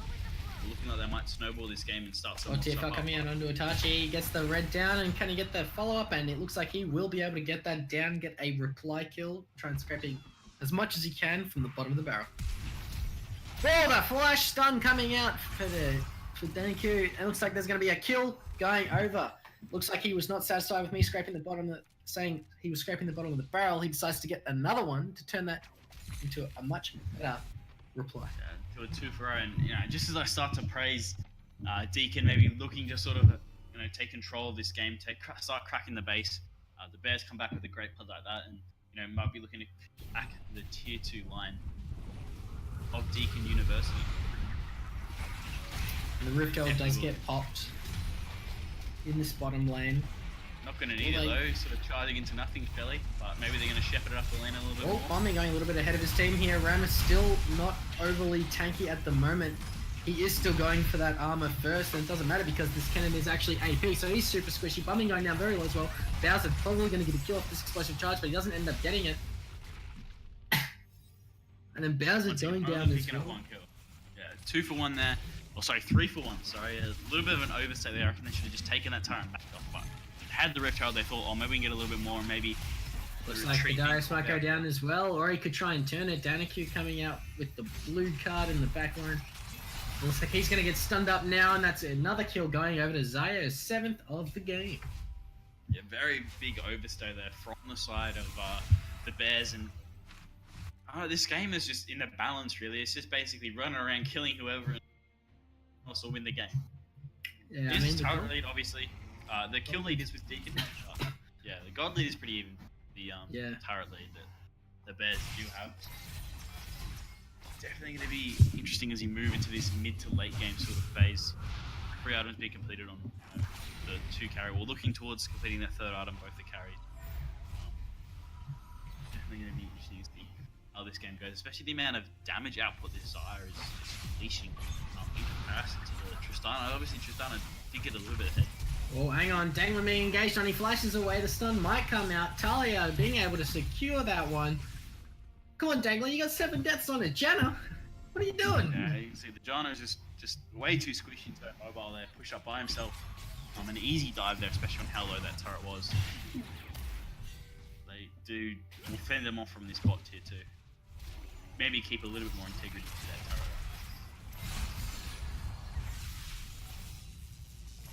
You know what I just realized? What's that? I realized that if the boys here from the Bears manage to win this series, they'll have an overall negative game-by-game Yeah, yeah. win-loss record. Of course, he's never as. If you don't know the context of that story, the Bears in the group stage of this tournament went 0-6 in their games. They lost every single game. They got 2-0'd every series. But however, there are only 4 teams in the division, which means they play off against 1-4 playoff and 2-3 playoff to get into this game, the grand final. And the Bears did actually manage to, I think it was a 2-1 win over the 2-0. top seeded team. 2-0. 2-0 the top seeded team, which means if they do win this game and do win Division 3 of the Summer Uni Rumble, means they will go overall 4-6 to win the tournament coming forward. 0 wins in the season, and obviously picking it flawlessly in the postseason, which is where it really counts. You look towards the 2nd Inferno Drake being taken here by Deakin University, so obviously a much Man. better team fighting comp. 3 Infernals. It's pretty alright. Mad Dog flashing forward to get the 3-man knockup. However, he's going to get turned on straight away, and he doesn't have much taking this now. He's going to go down very quickly. Bombing getting down pretty low. Danklin sitting right on top of the Talia ground. And Cannon in the back line here. We don't see him now because the camera is focusing on Bombing, who goes down to Bowser. And he's going to get stunned up. Tristana going for her 2nd kill of the fight. That's a double kill. Jumps back over, possibly trying to look for more. However, the rest of Deakin have backed off just in time to avoid that pop-off. And, Ramos was every saying they're going in way too far, but her team did follow up luckily, and they did manage to take 2 kills here, but maybe a little bit of a misplay staying around for this turret. Maybe I think they do have 2 members down as a 5v3, so maybe for the Darius to go split on the top side, but... Oh, the flash forward for... Oh, that's a quick death onto the Zaya and Rakan, possibly following the same fate here. Bowser jumping forward, getting him down very low, and will the pop happen just in time? And it will. It looks like the inhib tower going to be going down. The first of the game, the first inhib looking to be secured by the Bears here. And this game just keeps going back and forth, doesn't it? It's just all over the place. You think Deakin picked up 2 Infernos, they won a team fight, they're running away. Ramos stupid engage. Oh, well, they could maybe push it further, but instead the Bears just turn around, pick up 3-4 kills, pick up an inhibitor turret, and the inhibitor after that. So they're all over the shop. See a massive minion wave. Minions versus the turret. Could they take it down up on that top side? Be interesting to see how that goes as the teams reset. Members respawning and look towards their next big fight, maybe around the Baron or maybe down mid lane. But it's really significant here for that inhibitor going down. Means they will have 1 wave for the next, I think it's 3 or 4 minutes. I think how long it takes an inhib to respawn. They have a free lane just going to be pushing for them with 2,000 health minions just running it down there. So. And I think if you wanted any inhib, at this point in the game, bottom lane's the one that you want, because that's on the complete opposite side of the map of the main objective Baron. Yeah, So, of course, and especially since it draws very out. happy about Yeah. Well, and it also helps having that bot lane advantage, especially since you can see all that red side vision around that bot side kid zeroing earlier in the game when they had that Bowser and Tim Danklin moved up to the top side to get that turret. It meant that it was a 2v1 against the Darius. Hang on, there's a big fight happening here. Mad Dog going down pretty low. He hasn't completed any actual tank items. He's just got the Cinder Hulk, and they might turn onto the Baron here. Deakin starting this one up. Will the other team contest? It looks like they're going to try. Itachi trying to zone them away. Danaku getting thrown away. This Baron almost at half HP and bombing, turning around onto Darius here. Darius going ham, doing the first kill onto Zaya, and can he get another on a Cataclysm and bombing? Looks like he's going to. That's going to be 3 kills going down. Fourth one coming through now. Itachi the only one left. Bowser trying to get what he can done. One more auto attack should finish it off. It looks like that's going to be coming out. However, he tries to go for the super greedy confirm, and he goes down as well. But the rest of Bears will turn onto this Baron, which is below half HP already. Do they have enough to finish it off? I think the Tangus from Darius says yes. Yeah, it's definitely gonna be close, but they should be able to secure it. But you know, it is really good here from from the Bears. You can see again they won the team fight. They go to Wait, hang on, he's trying to end the game. Wait, Double maybe kill they're going for the end here. They can definitely do it as well. They're both in the team of the game's eyes. Really cool. Hang on a minute, they're both very low HP as well, but if they can kill the Zaya, perhaps they might be able to get it done. Danaku going a little bit too far forward. He should have realized that was off. And that's going to be 1 Baron going down. Possibly 2. Wait, hang on. Is that it? Oh! That's funny. He goes down as well. So that's 2 Barons lost already. But, you know, there's no Nexus Towers anymore. Hey, I mean, I don't know if that was really the worth play, burning both teams. 2 Nexus Towers, considering one of them was going down anyways. But, nevertheless, I guess it's an odd decision. But nevertheless, you know, it's open inhibitor now, especially with the super minions crashing base on the bot side. They've got maybe another 2.5 minutes of Baron, or 2 minutes of Baron, so they could definitely look to ending the game after that. They did lose the Baron on their split pushes, so we'd assume they'd put in side lanes. So maybe a little bit of a, I guess it's a bit of a misplay considering they just gave up 2 kills, especially the Darius just dying to the turret there. Yeah, that was pretty fun. Bit of an odd play, but I think it was just that little greed. They just said, like, we could actually win this grand final. They do still have Baron buff though, and the changes to Baron in patch 8.4 mean that it has massive game-ending potential. Interesting to see in this series though, no one's built a Banner of Command yet. Nah, man, this is Div 3. Ain't no time for that, man. It's all about full damage. no one has time for that. No one wants to get carried by the minions. They carry the minions to the end. Look, man, people just haven't been watching LCS the past couple of days. They haven't been on top of this 8.4 meta, obviously. But imagine, especially with the Morello's rush, Talia mid lane not getting the memo that it doesn't offer any cooldown reduction or mana. That was interesting. We do see the Ludens on TF though, so maybe he got them. Who actually Lichbane? Well, Cataclysm looks like he's getting caught out here. He tries to pop the ult to keep himself alive, but it's not enough. Danaku trying to flank around. He doesn't quite get the stun down, however he does pop that Zaya ult, which is going to be very important for the next fight happening in just a sec. Now Kyle coming out for the disengage here. Giant Tornado being thrown out as well. And the charge damage hitting multiple members of Deakin. It looks like that tower's going to be going down now. Talia tries to throw out a wall to get something done. The Bowser jumps over the wall. Itachi going down big time. Lots of damage coming out from the members of Bears here, and Tristana is doing a lot of damage with that static shift, jumping forward aggressively, but that's to flash away instantly. And the knockup comes up. Twisted Advance coming out. Mad Dog here actually tanking now. Zaya trying to get some returning down. Bombing going down very low as well. Hazard also very low is the last member. However, Cataclysm has just come alive, and he does get knocked up by the insane tornado from Tim Danklin. However, nothing was happening. Then the super minions are actually on the Nexus base. Unfortunately, the inhibitor respawned in the middle of that fight. Otherwise, those super minions would have actually taken down the Nexus during that fight. But still, the Baron buff I think is still on. Yeah, 2 members of the Bears. So overall in that fight, they massive team fight there, but they're still in the win. They're still leading this game. They still have the advantage on this push. 8 turrets to 3. You know, they still have a 4,000 gold lead. So yeah, they're gonna pick up this. A little bit aggressive there. A little bit aggressive there, trying to greed for that turret a little bit more. But regardless, they are gonna pick up the Infernal Drake.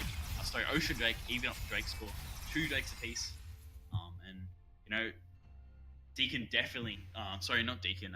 Bears definitely in the driver's seat for this game, and you know, to finish the series off right away. I think they're deliberately trying to put themselves behind a little bit to elongate the game, so they can rack up those highlight reel plays for Tim Danklin here. yeah, of course, you know, you got to get that Jana. You know, 20? He's got 70% kill participation rate, which is exactly what you see on his support. You know, push it up past the 90% kill participation Well, rate. Bombing looks like he might be getting caught out here. He has to pop the ultimate. He's getting stunned up by the members. Oh, that is a huge Darius ult coming out.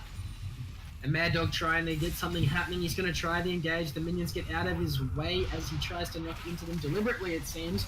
And the big siege power coming out from TF and Tristani here, going to knock this tower down almost instantly. And Itachi trying to poke them away from it, but it's not going to be enough. Daniku looking for that stun. His flash is up. He might go for it. But looks like they're going to go down towards this bottom side of the map to try and take this inhibitor as well. Redemption coming out from the amazing Tim Danklin to keep his team nice and healthy. Mad Dog perhaps trying to go in, and he goes in on the Briolu, perhaps not even voluntarily. And the rest of the team trying to go in. Tim Danklin going down very low, and he's going to just get monstered up. However, it doesn't matter because Bowser kills Hazard here on this backside of the fight, stopping him That from could popping off for the definitely game-ending be the play. Yeah, it looks like it's not going to happen. Bombing coming in. He uses the twisted advance. He's going to go down low. The heal is popped by Bowser, getting himself nice and healthy, but can he do enough to stay alive? And it looks like the answer to that question is yes. Yeah, and once again, another fantastic base defense here. Keep hanging on and hanging on. This really summarized the game. You know, one seed, massive advantage. Other team turns it around. It's just a struggle for power between these two teams. And, you know, Bears are still, you know, they're really greeting for the end of this game. And maybe Deakin can eventually outscale and turn this around, but it's going to be very interesting, especially now with 2 inhibitors down, the amount of pressure these super minions are going to have. Basically, Deakin are stuck inside their base, defending their exposed nexus. Well, I believe the when is the Elder Drake? Oh, maybe another. It's not for another 2 minutes or so. So they might not be able to get the objective. But regardless, looking up for maybe something topside, I think they're going to set up, trying to get down this last inhibitor, get the double supers sieging into the base. And, you know, once all the 3 inhibitors fall. Dude, hang on. Is this a new meta? We have the blue buff under Tim Danklin. That's all that matters. This game is over. Unstoppable. Definitely the Jana MVP. She's been absolutely serious. The Tim Danklin Jana, the legendary one trick. Can he be Let's stopped? see if he can pull it off. Let's hope for a Jana pentakill. That'd be something absolutely unseen. Honestly, man, at this point, it's almost expected. As the Baron buff will spawn up in the next 60 seconds or so. So as Baron control here. Maybe the potentially game-ending Baron on it does now spawn, and we'll see if the Bears are looking to start this up instantly. As we do see, Cannon is actually over in a silence, so it is a 5v Baron. TP coming out right into the pit. Bombing throws his ult out. He's using that righteous glory to get in. He stops the TF from getting away with his Destiny Gate. And bombing in on this backline here. Avi's going down pretty quickly. Darius going down as well. The Baron is still providing that insane debuff. It looks like Cataclysm is roaming over now. And they have secured the Baron buff there, so that is a now, second Baron of the game gives them a bonus 80 AP and 40 AD, so they are well and truly ready for combat, well and truly ready to end this game. And a little bit, I think the Cataclysm actually cancelled his TP there. He did TP into the water, into the pit, rather than the ones on the other side, which meant it was too dangerous for him to go in. So see now, still 2 inhibitors are down on their side. So with Baron buff, they may look towards the game-ending push now. So not long in this season, maybe they will be the champions of the Division 3 Uni Rumble. Yeah, I mean, what a story it would be as well. You know, ending game record of, I think, what is it, like 2-7? 4 and 6, 4 to 6. No, yeah, 4-7. No, 7. Oh, no, wait, no. Yeah, 6. 4-6, yeah. In terms 4-6. of game loss. That'd be a funny way to win a tournament, wouldn't it? Absolutely incredible. Team is just, especially with the picks that come out, you know, this Rammus jungle basically every game, like, I mean, it's been working. It's not meta, but Yeah, true. And I mean, after that thumbnail, you know, he has got that magic resist as well, so it's not too detrimental to his build, I guess, seeing this magic damage comp. And they're going to take down that last tower of Deakin's team, and also the inhib. Mad Dog trying to go in onto Tully here, and this big team fight, perhaps the last of the game. Cataclysm going huge with his stuns. Zayo coming out, able to secure a kill onto 2 of them. That's a double kill going down. Bowser getting stunned up. Hazard, can he get that one down? And the Guardian Angel is actually popped in the end. Will he be able to finish this one up for the triple kill? Almost, he comes close. Bowser turns around for some reason, and he goes down as well. However, the rest of the team are still alive. It's just Tim Danklin and Daniku versus the world. Deakin trying to get some stuff done. He gets the red card out. Oh. He goes Deakin down going as well. so He low can with only Alexis. alive, but are there too many minions for Deakin to handle? Looks like the answer to that question is Deakin. going to be no. Deacon will hold on for one wave. Team Dankin is still sticking around the last minute. Here's a 1v5 John Alpha with Come on, the Jennifer to kill. Come on, bring it out. but he'll just back off. Once again, another great base defense as the third or fourth in a row that's dropped the game. Danny Koo did phenomenal work on the backside of that team fight, definitely attacking down that Nexus and be able to kite out, the 3 or 4 members that turned onto him after that fight, as they've now had 2 inhibitors about to respawn. Means they'll be a little bit easing up on the double super waves pushing down. So once again, teams will reset and they'll go for one more push. Looks like they might get Elder Drake here for the blue side, which is massive combat power. And that should be game ending if they do pick up this Elder Dragon, especially now. You can see the carries on both sides looking to fill up those 5th and 6th items. What I want to see from Deakin, I want all of them to sell 2 of their items and buy a Zrot Portal and Banner of Command. That's the only way to defend it. I mean, yeah, and I don't think there's much they could do. Drop portals and 5 Baron Command, Baron buff. I mean, I don't think there's much defending that. Nevertheless, though, they do have the sights that went down, so they do know that the bears are on this Elder Drake as Cannon comes in, maybe tries. Cannon, he pops the ult, but he gets Buster Shot away instantly. And who's going to secure this one? It looks like it's going to be secured by Deakin. They're going in for the big team fight now. Ram is going down very low here, and that's going to be the first kill going over to Itachi. Darius going down low as well, however... Oh, Daniel, Yeah, Danik his coming ultimate into the in. back line. Is he going to be able to finish off this game? Let's have a look at this Nexus. It's going down very low. And oh my god, he gets the back door! And that is an incredible win. They're great because Danny, you know what? Fun this team fight. I'm gonna run. I'm gonna just, and he's won it for the Bears. The Bears have gone undefeated in playoffs, even though they lost every single game in the regular season, and they are your Division 3 Uni Rumble champions. Tim Danklin, best Chain ROCU coming through big time. And of 1, course 8, his and 22, teammates as John. well. Look at that. It's an absolutely incredible story from the Bears, running from having a 0-6 record in the regular season to sweeping in playoffs, and they have won Division 3 of the Uni tournament. And that game was just so back and forth the entire time. It looked like the Bears were just gonna run through the game. They just had so many advantages, the open Nexus so many times, but so many crucial team fights. Zaya dishing out so much damage in that game, trying to keep her team in the game, trying to win it for the team. As you can see, when you look at the damage stats, 47,000 damage coming out from the Zaya. But I think definitely one of the unnoticed heroes in that game was Danny Koo. Just so many good TF ultimates to turn around so many fights. I think he's noticed now. The massive backdoor at the end there. It's on par with X-Peke's famous backdoor there. But it's not a cast in it is your twisted fate in the end of the game. Now, That's some, it. It's a great some win for the people Bears. some people like to call clean 2-0 series a clean 2-0. This was a dirty 2-0, I'd say. That was a dirty 2.